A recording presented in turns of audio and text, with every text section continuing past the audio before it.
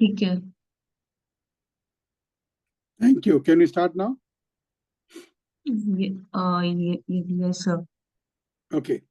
So we have seen in the past, in last couple of classes, that the humans are made up of three things. One is the gross body, as we see each other in the current form. We have got eyes, nose, ear, head, hands, legs. These are our gross body. And then we have got a fine body, subtle body, what we call it. And those subtle bodies are known as mind and intellect. So we are not discussing about the external world. We're discussing about ourselves. Who are we? Where have we come from? What are we? And what do we do and why do we do?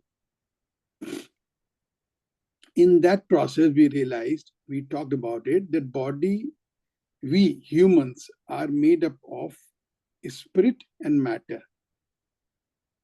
Spirit is something which activates the body, and matter is the body. Now, body has got two components, gross and the fine. The gross is body as it appears, and the fine or subtle part is the mind and intellect. Now, the body is like contraption, it's like a car. Somebody has to drive it. Somebody has to drive this body. And who drives our body? Our mind and intellect put together. Sometimes mind drives alone, sometimes mind and intellect drives it together. So whatever action we do, whatever thoughts we have, whatever speech we make, whatever decisions we take, it's a combination of mind and intellect. So mind and intellect is truly our driver. Whatever we do in life, whatever, body is not responsible for it. It's the mind which is responsible for it. And because of mind, we act in the world. Now the question is, how does mind work? So we also know the body has got 5 senses. We have discussed in the beginning: eyes, nose, ears, mouth, and skin, and our. So these 5 senses, eyes, ear, nose, mouth, and skin, they introduce us to the external world. Entire external world enters into ourselves, our body, through these 5 senses. There's no 6th way of entering into the body. These are only 5 ways the world can be seen, can be heard, can be smelled, can be tasted, and can be touched. These are the instruments. They're not truly the organs. They are instruments through which world enters into us. And when world enters, there's an organ. There's an organ which receives those stimulations.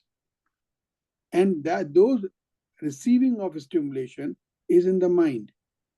So mind sees a tree. Suppose you are looking at a tree outside. Eye is an instrument which brings the tree into your mind. Mind has to see it. Suppose you are seeing a tree, but your mind is not there. Your eyes are there, trees are there. Your mind is somewhere else. Like you are sitting in the class now, your ears are listening to me, but your mind is not there. Your mind has gone out to eat, have a cup of tea. If that happens, whatever I'm saying, you're not truly listening. Though the sound is going into your ear. Sound is going, ear is working, it is going appropriately, correctly. But because mind is not there, so you are not able to hear. So our mind is a seat of all such experiences of the world. But after having seen the tree, if the tree has entered through our eyes into our mind, and if our mind does not know what it is, if you have no past experience of tree, or if you haven't seen the tree, you will not know the tree. So there has to be decision making which says it is not a mountain, it's not a stone, it's a tree. That's the intellect. Intellect, after mind has received the tree image, processes it and says it's a tree. Now, how does it process it? It has to have a memory bank. So you have seen the tree through the eyes into your mind, and mind passed it on to intellect. Intellect went to the memory bank and then said, this tree, this I've seen earlier, it was like a tree. And then you step in, your ego or yourself say, yes, I know this is the tree. This completes the knowledge. This is a cycle of knowledge completion. I sees the tree, and that image of tree comes to the mind. Mind checks it with the intellect. What is it? Ye hai kya bhai? Intellect goes around searching for the memory, says, oh, I saw it, it was a tree. And then you say, oh, I know now. I know it's a tree. I'm aware of. That's the ego. So now you have a body, you have a mind, you have an intellect, you have a memory, and you have an ego. These 5 complex creates your body and all its actions. So whatever you do, whatever in your life, whatever thoughts you have, whatever speech you have made, whatever actions you have taken is done by mind. So mind is the primary seat of all experiences. Now, in the previous classes, we have learned that mind has only likes and dislikes. Mind, we have seen, is very kind of can go anywhere. Mind can consume, it's like a fire. We talked about it in the past, that mind can consume anything. Mind works on likes and dislikes. Mind works on knowing, not knowing. Mind works on good and bad. Mind likes to have what is good. Mind will only eat what is good, not what is healthy. What mind likes, mind will eat. Right? We wouldn't have eaten so much of junk food. We know it is not healthy. We still go and eat. We know exercise is good, but we don't exercise. We know that you should sleep early and wake up early, but we still sleep till late. And we know that it is not good to be late for the office, but we still go late because in the morning we're checking WhatsApp. So mind is a seat of experience, which is a kind of wild. Now, what I did this time, that I have got few sources of various scriptures where they have talked about mind in detail. So in one of the chapters in Gita, the Krishna has kept on saying to Arjuna in the Gita that Samatvam yoga uchyate. Samatvam means the tranquil mind is the highest form of exercise. If your mind is tranquil, if your mind is at peace, then you are well settled in life. Now, Arjuna asked, this yoga of equanimity taught by you, O Krishna, I do not see its enduring stability owing to restlessness. He says that I'm not sure that this mind will be stable because it's so chanchal, it's so restless. One of the quality of mind is being chanchal, being restless. He expresses doubt regarding the ability of the human mind. He feels that mind cannot remain steady because of its restless nature. He believes that the practice cannot keep the mind continuously in tranquil state. Equanimous state means tranquil state. Because the moment you have a happiness, something good happening, you feel very happy, start jumping with joy. At the same time, something bad happens, you become depressed. You go into depression, you start taking medicines. So he is expressing his doubt that how do we control mind? It can't be controlled. It's very restless. What are you talking? So this is a discussion between the Krishna and Arjuna. It is not their discussion. It is about the entire humanity. Arjun is representing the entire humanity, all human beings on the earth. And he's telling that you are saying that control your mind. How do I control my mind? It's so restless. I can't control my mind. Next slide, please, if you can change. So the controlling of the mind is one of the strongest issue which can come up in anything. Most of the time you react because your mind is agitated. Most of the time we start abusing or fighting. This small story I'll share with you. Once it can happen in anybody's life, just because our scriptures are full of such stories. So once Krishna, Arjuna, and Satyaki, they were going through the forest to some other place. Please change the slide meanwhile. So they were going into a forest, through the forest, and forest was very, very dense and full of wild animals. So night happened. So they decided to stay in the night. Okay, I saw it. So they decided to stay in a night in a temple, which was in the middle of the jungle. So first Arjuna and Krishna, they slept, and Satyaki was on guard. When he was on guard, one evil man came and started abusing Krishna and Arjuna. Kept on abusing, kept on abusing. Satyaki got very angry, started shouting, and both started fighting. Both Arjuna and Krishna got up. They got up and they chased him away. They beaten him together, all three of them, chased him away. Then Satyaki slept, Krishna slept. It was Arjuna's turn. So he got up, and same time again that evil fellow came, again started abusing Krishna and everybody, Arjuna. So again Arjuna got into fight with him, started abusing him back, and there heated discussions. And again all three of them got up, they had beaten him. Then third turn came Krishna's turn. When his turn came to stay awake, again that evil person came, again started abusing. And Krishna did not say a word. He just kept quiet. He kept on abusing, because Krishna was not reacting.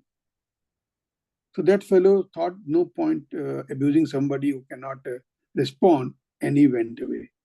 So when Arjuna and Satyaki got up, they asked him, they said, what happened? He didn't come in your turn? He said, no, he came. He was shouting and abusing. I just didn't pay attention to him. I was indifferent. I kept on looking in the other direction. So he couldn't do anything. He went away. Such is our mind. Our mind wants to engage with the world, all good, bad, and ugly, and suffer the consequences. Now here, Arjuna says, "Oh Krishna, mind is restless, turbulent, strong, and obstinate. I consider it as difficult to control as the wind." So here mind is compared to the wind. The restless means chanchalam, turbulent means pramati, strong means balvat, very strong, obstinate means dridham.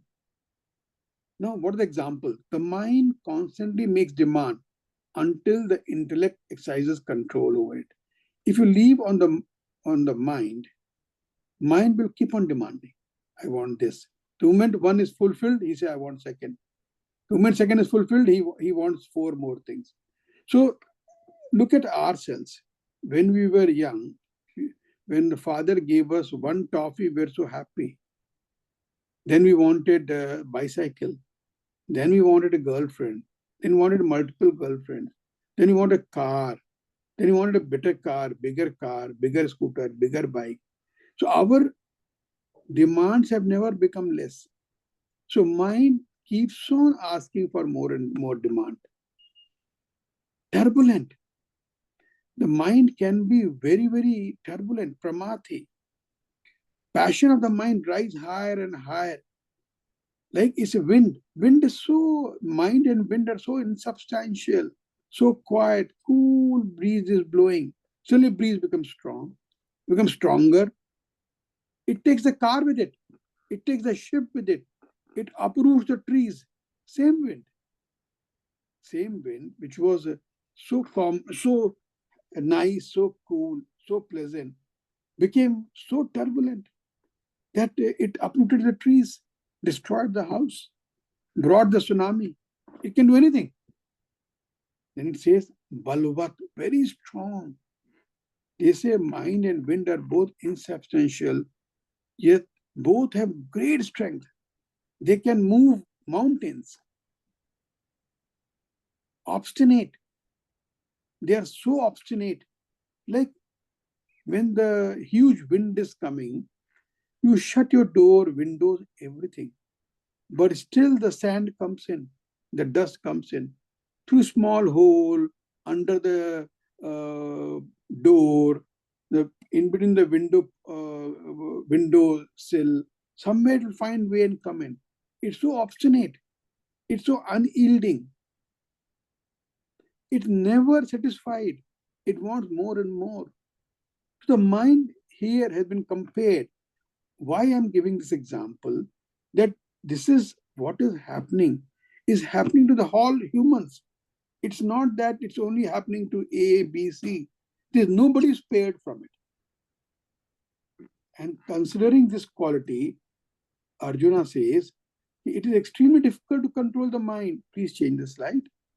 It is extremely difficult to control the mind, considering these qualities. Oh Krishna, why? How do you say? You say uh, that control your mind. Samatvam yoga uchyate. Krishna kept on telling him, Samatvam yoga uchyate means the tranquility of mind is the best form of yoga. I understand you told me, but is it possible? Is it possible to control the mind? It is not possible to control the mind. And he gave all examples. He said like a wind. Now he says, for the mind, which follows the senses, all the information to the mind is coming from the senses. Now, what happened? Whatever information is coming through senses, sometimes mind follows the senses. Now, there is a song coming. You read today in the paper that there is a cricket match. You have an exam in the morning. Cricket match is between India and Australia, or Pakistan and Australia.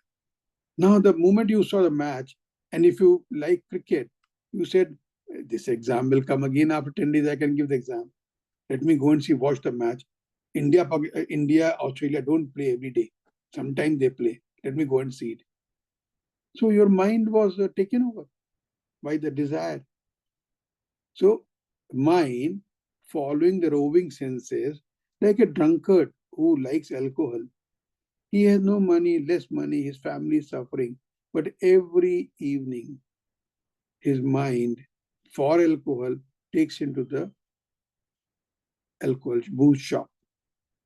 Every evening he goes, comes home drunk. So here he says, Arjuna says, that when we follow our roving senses and intellect is not operational, like the wind carries the boat to the water or to the shore.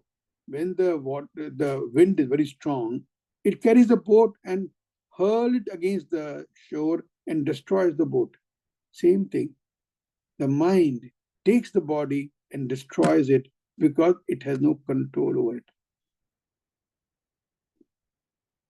The boat represents the individual. The boat is nothing but our body. The ocean stands for the world in which we live. The wind of the passions are your mind. The captain of the boat is your intellect.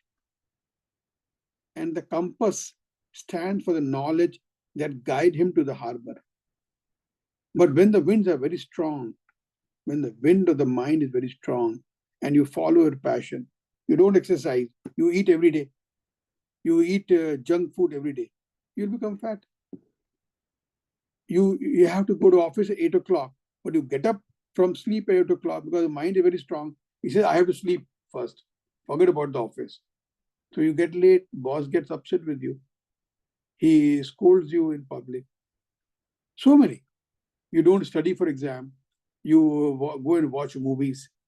So there are so many ways your mind takes you away from the real purpose and destroys it like a wind. These are just examples. In the vast ocean, without captain or compass, is entirely at the mercy of fierce ocean winds. The winds toss the boat here and there. It loses its direction and destination, and ultimately it will be destroyed. Same thing with the humans. Because they are so driven by their mind. Next slide, please. They are so driven by their mind that they do not listen to the intellect. Now, the one more thing has been brought in here. The mind is the root of the entire world around you. It is, I'm just quoting scriptures. It's from Yoga Vasishta. It is said that this world has not come from outside. World has come from inside. You, your mind, entire your world. If you decide when you are in class 8 that I will go to USA and live there, then you start working towards it, and you reach USA, settle down, married an American girl, and that's your world. Or you decide that I will go and work with the villagers. Villagers have got a water problem, so I have decided that I'll serve my villagers and provide them the drinking water. You shift there, marry a local tribal, and that becomes your world. Your children, your world, everything becomes that. So your mind creates your world. Your world is not what appears outside. It what started with your mind, and your mind finally grew a tree, branches, leaves, and fruits for all individuals. Freedom from fear, end of misery, enlightenment, and even unceasing peace are resting on the control of the mind. Mind is truly the hub of the wheel of delusion, rotating on all the sides. Nothing can trouble him if he remains with full control over his mind. Mind cannot be brought under control without the use of reasoning. Like even the most vicious elephant in the control can only be done by using the hook. You know, there's a hook when the mahout sits on the elephant. He has a hook which controls the elephant.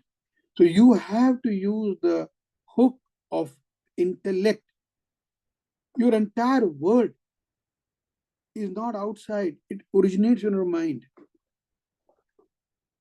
I was living in a house, very happy with the brothers and sisters. Suddenly I saw a neighboring, one new family moved in.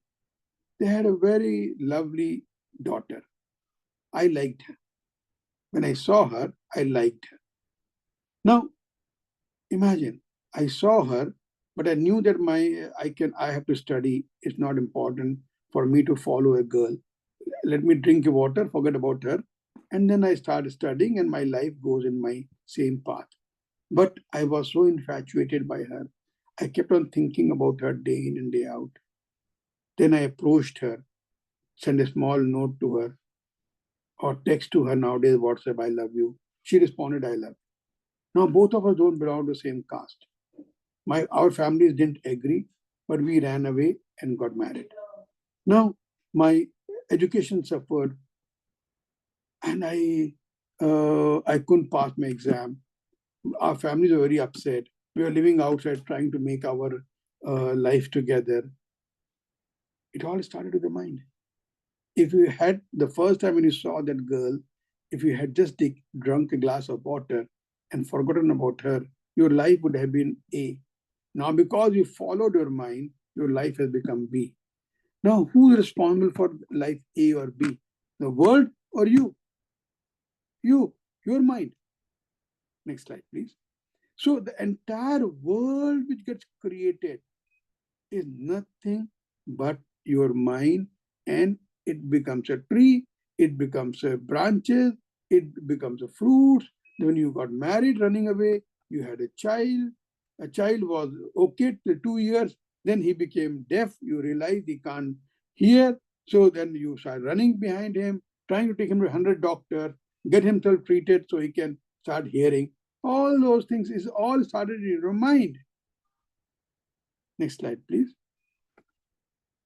So if we realize that mind is like a wind, it's very restless, it's very strong, it's very obstinate, it can do anything it wants. So once we know it, and we know we have intellect which can control it. So if you are aware of it, then can control it, then you are at peace. But even Arjuna says that it is very difficult to control my mind. Now, one more thing. It's a mind's character to follow or go after objects or reject them. Such like when you are in a semi-dark place and you enter and suddenly you saw a snake there. It's in the mind. If the mind says, no, how can snake come inside the room? It's a closed room. Snake can't come. It must be something else. Let me check it. He takes a stick and pokes it. Fine, doesn't move. Oh, it's a rope.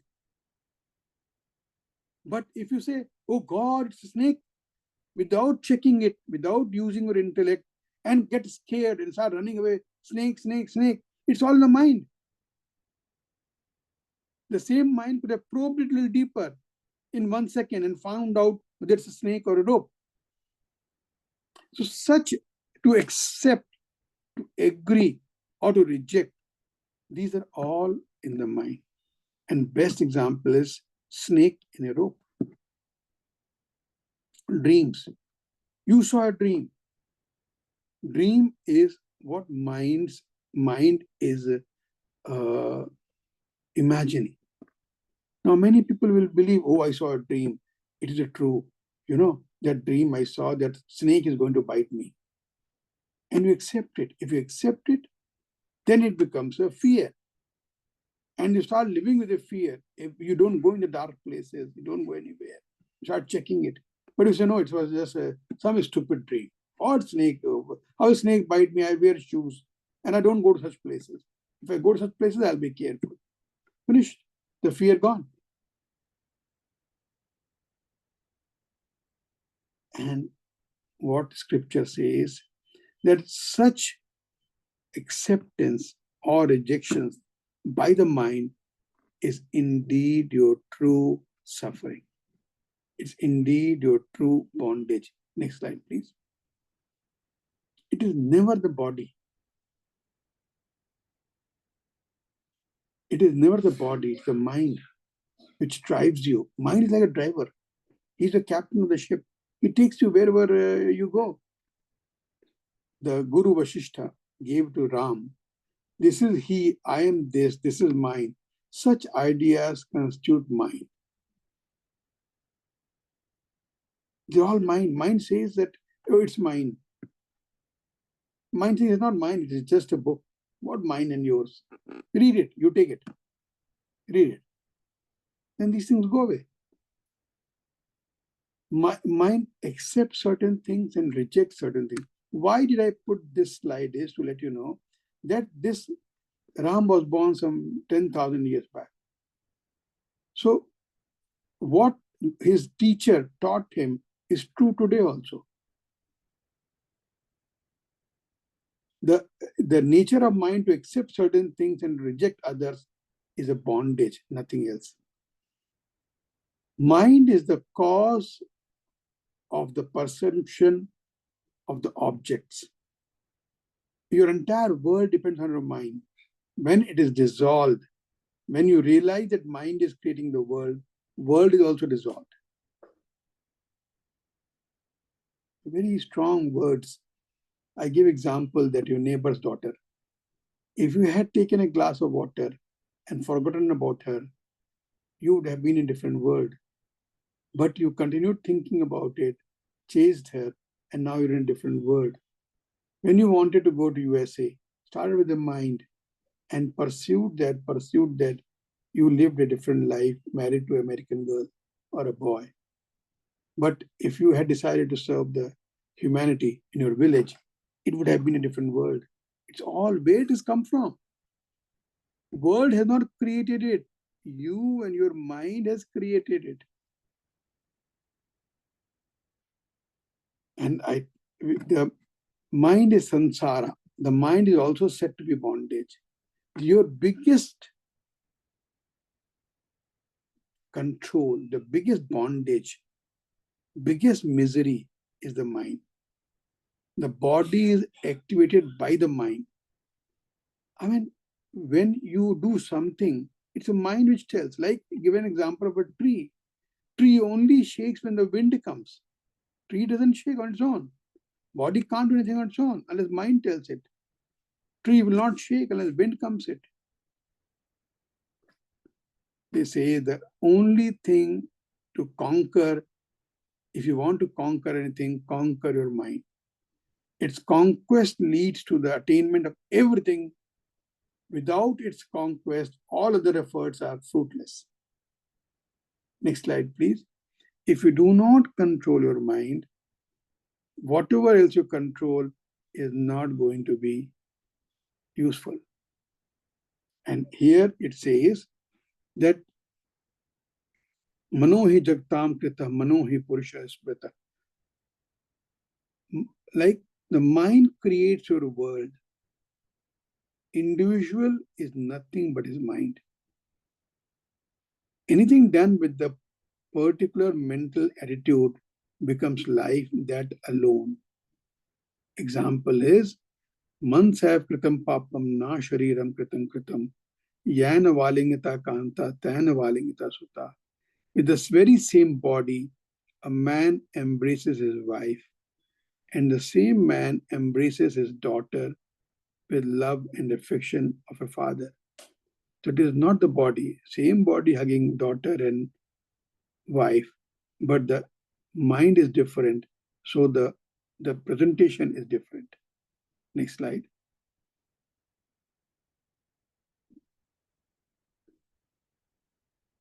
Now, how do we control mind?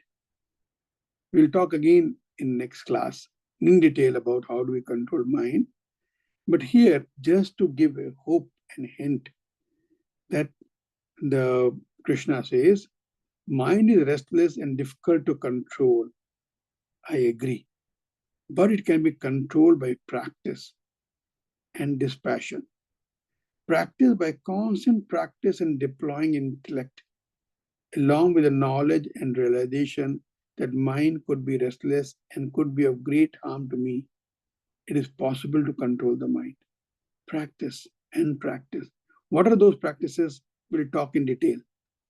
There are some practices, 4 practices which we need to understand and learn.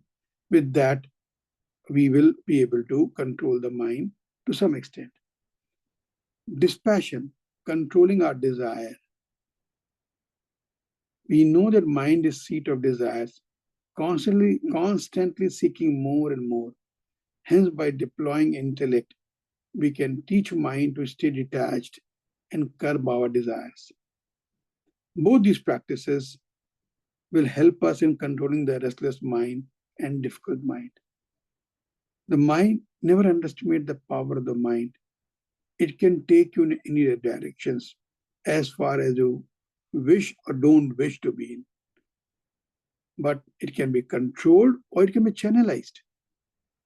It can be channelized positively to help you, or otherwise it'll just throw you like the wind which throws you at the shore because your boat is not controlled. So the mind will throw you and destroy you if you do not control it. You can take off the slides now. So I deliberately took these few quotes from various books just to tell you that This issue of mind being in control has been there for ages. It's not that it's the first time. It has been discussed, it has been mentioned by them again and again and again. And I will open it to the question answer.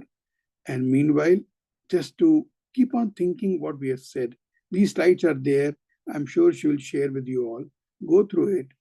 And if there's any question, I'll be happy to take it now.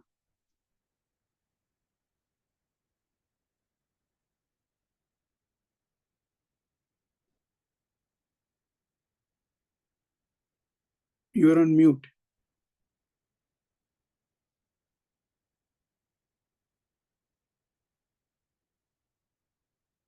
You are still on mute. Sir, uh, uh, I don't have a quest. Anybody else wants to ask? Anybody else?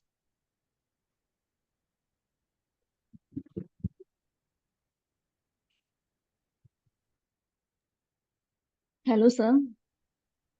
Yes.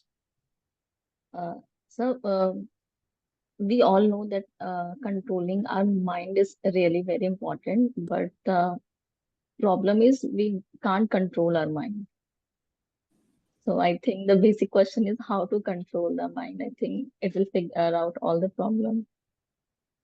Yes, that's what we will be discussing in future.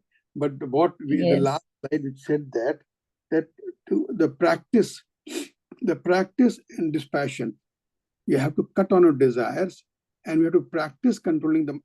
First thing is being aware of it. Are you aware of it that you are uncontrolled? That's the first step.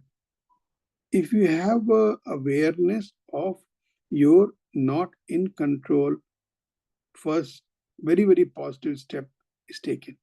We are not aware of it yet. We don't know that I go uncontrolled. We don't know that my mind is playing havoc with me and with my family and with my future and with my. We don't know. When I feel sleepy, I sleep. I get up late and don't go to the office on time. My boss gets upset. I don't even know that it is my mind just playing tricks with me. So awareness is first step. We will talk in subsequent classes in detail. What are the other practices? There's a practice and there's a dispassion. Dispassion means you need to cut down on your desires. You need to know that you cannot eat junk food if you are fat. If you are angry, you have to find out what are the situations which make me feel angry. Work on that. If you sleep a lot, then find out that why do I sleep till 8 o'clock when office starts 8 o'clock? Because I sleep at 1 o'clock in the morning. So change timing to 11 o'clock. So at least you get 2 hours earlier you sleep. So you wake up on time. So there are various ways of practicing in understanding the mind's vagaries, mind's nature, and work on it. So first step is identification. Now you have a knowledge. Well, now you know that mind can be like this. Can I work on it? Next class onwards, we'll talk about it in detail. Good morning. Good morning. Morning. Thank you so much, Alok, for a very nice session.